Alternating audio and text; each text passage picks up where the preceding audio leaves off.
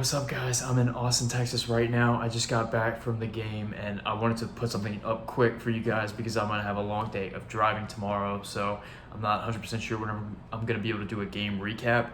But man, what an incredible experience at the Q2 Arena. I mean, first of all, we showed up at the American Outlaw Party and walked with the Outlaws to the game. And that was an incredible experience. There was like 1,000 people in a line walking with us and chanting the whole way and just so into it. The lineup actually came out when we were walking to the stadium, and you could hear people like just kind of whispering, Tim Weah's not in the game, Paul Areola's in the game, Anthony Robinson is and Miles Robinson is so cool. Austin, I know that it's their first year with an MLS franchise, but it's definitely a soccer city already. There's so many people that came out from all parts of Texas and really all over the place. There's people from all over the country, but Texas really showed out for this game. And I know I drove up from Louisiana, so a lot of soccer-loving people in this area. Q2 Arena is incredible. If you've ever seen videos of it, if you've ever seen pictures, if you've been to it, if you've seen an Austin FC game, then you know that it's like top class. Just an incredible facility to watch a game. I'm not sure there's a bad seat in the house, but man, whenever that game started, I think initially I, like a lot of you, wanted to see any sort of evidence of that verticality, and I think we got to see it pretty early on. I mean, I don't recall exactly who it was. I think it was Brennan Aronson that got played in early on for that kind of yellowish, reddish foul in the box. But you could see that the U.S. players, like every time they got the ball, the top line was making runs in behind, and the midfield and the defenders were looking to play it in behind. So like that verticality was present there. I saw it, and it was good to see like something that the U.S. talked about wanting to execute on the field actually happened, because for so long with like the possession game and like creating opportunities from unbalancing the attack, we just haven't seen it, and it's been frustrating to hear about what they want to do in press conferences and not get to see it on the field. So actually getting to see that in the field was something I was happy to see. Now at the same time, in the first half, it wasn't always effective. Jamaica, I haven't gotten to see really the replays, but in the stadium, it looked like they were really lucky not to have VAR in CONCACAF qualifying. They were lucky not to get some harsher penalties on some of those yellow card incidents. So I'm not sure. Maybe it was different whenever you saw the instant replay, but in the stadium, it looked kind of rough. But in that first half, I saw a lot of instances where the U.S. were trying to they would overload on the left side and then work it back and try to find Serginho Dest in space on the right flank. And there were 3 or 4 times where they were able to do it and get him the ball. Sometimes get him in behind, or sometimes get him kind of in a situation where he's running at the back line. And I think, if you ask us before the game, like that's an opportunity that the U.S. would relish, like Serginho Dest running at the Jamaican back line, running at a Jamaican left back. And in the first half, he just wasn't able to get by that last defender. His crossing wasn't on point. His end product wasn't on point. He wasn't able to beat that defender and really make anything happen. And a lot of it was kind of all for naught early on. That was one of the things that I noticed and kind of talked about at halftime. The other thing that we got to see was like the U.S. during the build-up play in that first half. There were moments where they were able to effectively move it out, but there were also moments where they got caught in possession. I saw like Tyler Adams and Weston McKennie a couple different times. Really had some sloppy giveaways straight to Jamaica, and a lot of Jamaica's chances in that first half came from those giveaways. Outside of that, they were struggling to move the ball through us. I mean, this was the first time in a long time we got to see that MMA midfield of Musa, McKennie, and Adams, and they have so much energy. There's so much tackling. There's so much just fun whenever they're pressing and they're defensive, and it's just so difficult to play through those guys. And I don't think Jamaica ever was really able to get a foothold in that way. But whenever we turned it over in the midfield, those were those only opportunities. I remember in the first half, Jamaica had probably the best opportunity in the first half, where I think their striker hit that left-footed curling effort and Matt Turner was able to save it.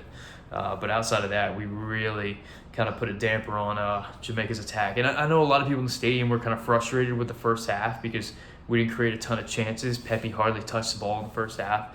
But I was kind of enthusiastic because I could see, if you keep getting the ball to Serginho Dest in space like that and give him opportunities to run at that back line, like eventually he's gonna beat his man. He's too good of a player not to, and we were able to get penetrating runs in behind and get balls in behind. So eventually, Jamaica was not going to be able to keep up with that and keep us out. And I think we saw that almost immediately in the second half, where this time around there's a penetrating pass and Serginho Dest, instead of having to run at a defender, he's in open space, gets played in. I don't remember exactly who. I'm going to go back and watch the game again and kind of give a more detailed breakdown. But he gets that opportunity and he plays a delightful little ball into Ricardo Pepe. And Ricardo Pepe, I think it was his first opportunity of the game, and that's all he needed. He needed one. He put that fantastic header in. It wasn't just, he didn't just beat the keeper with the header. He didn't just put it where the keeper wasn't going. He put it in the side netting, like all of his goals are in the side netting. He's just such a wonderful finisher, whether it's with his head or with his feet. And then all of a sudden, Ricardo Pepe, 2 games for the U.S. men's national team, 2 goals. So, the stadium went absolutely nuts. The Texas boy scored a goal.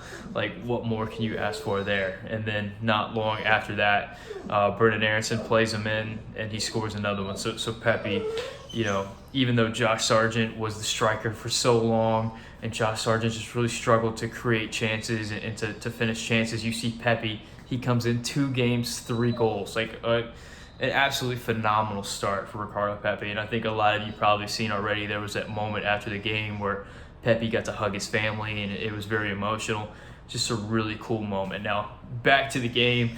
I think later in the game, especially after the U.S. made that first breakthrough, I think I saw Jamaica kind of just stop running. Like, they weren't trying as hard in the second half as they were in the first, and we really got to see Musa. Like, Musa took over. I think Musa had a great 90 minutes. He had some good moments in the first half, but in that second half, we really got to see what he brings to the table, which is that ability to take the ball from the defensive third and drive it at the defense and just create that transition that we were just so lacking in that first qualifier window. It was so difficult for us to move the ball from the defense to the attack, and Musa just did it effortlessly. And once Musa was able to do that a couple times, then all of a sudden there was more passes that were available from the back line. Then I think McKinney did it a couple of times. There was just more space that opened up, and it made the whole offense function. I think, I believe Musa was a big part of that second goal for Pepe. I'll have to go back and look. But I thought Musa had a tremendous game. Now, one of the players that everybody's been talking about is Paul Areola. He's one of those players that people either are okay with or they kind of love to hate on him. And I thought in this game, like, we know coming in that our 2 best winger options are Brendan Aronson and Tim Weah. And I was kind of worried about how we're gonna play 3 games with 2 wingers, right? Like, we're not going to be able to. And I thought that we should have started Weah just to ensure that we got those 3 points. I thought it was a bit of a gamble to put in Paul Areola in this game. But to his credit, I think Paul Areola gave us everything that we would expect to get from Paul Areola. Like, he put in that hard running. He ran everywhere. At some point, I remember he, tackled a ball with his face or something, late in the game. He's just willing to run at absolutely everything. I think he gave us that. And whenever he gets in that final third, he doesn't have the technical ability to, put in a great cross or, beat a player or, put in a really nice shot. The energy that he gave us allowed the better players on the field to make stuff happen. So I was happy that the U.S. was able to get away with playing Paul Areola. I believe he played 90 minutes to give Paul Areola 90 minutes so that Tim Weah and Brendan Aronson could have more opportunities in the back end. The other player I wanted to start was Chris Richards. He ends up not getting any minutes. Walker Zimmerman comes in after not being called up, comes in, plays 90 minutes. I thought it was a solid game from him. I don't recall too many mistakes. I feel like there was one little shaky moment from Walker Zimmerman, but otherwise he was pretty solid. Of course, Miles Robinson, he's just always there. Tyler Adams is always there. Thought Anthony Robinson had a decent game. He got beat once or twice on the left flank, and he had some opportunities to put in some nice balls in the final third, and I don't know that he ever really did that, so it wasn't quite like that crazy outstanding form from Robinson that we saw against Honduras, but still a solid enough performance. Like, for how long has the U.S. needed a solid left back, and to have just consistent minutes from a player like Anthony Robinson, like, I was very happy to see that. I was happy that we were able to get some subs in. I was disappointed that we didn't sub out Tyler Adams or Weston McKennie sooner, because those are two players that I'd like to see go play in all 3 games. Maybe Tyler Adams is just fine to play in all 3 games like he did in the last window, but whatever. Luca De La Torre came in late, and I think, we kind of talk about Luca De La Torre as bringing a lot of things to the table that Yunus Musah also brings, and I think we saw that, albeit against the Jamaican side that looked like they kind of were disinterested for about the last, 25 to 20 minutes of the game. But he made vertical runs, he got upfield, and he played in penetrating balls a lot the same way Yunus Musah was doing, without that same athleticism that Yunus Musah brings to the table. So I was happy to see that Yunus came in and really changed the way this team plays, and then Luca De La Torre was able to come in and give like a comparable effort similar to the way Yunus Musah was playing. So we have 2 of those very similar players that can do that thing for the national team. Something that we just needed so badly in the last window that we didn't have. So I was happy to see both of those performances. Giassi's hardest could have got him a couple.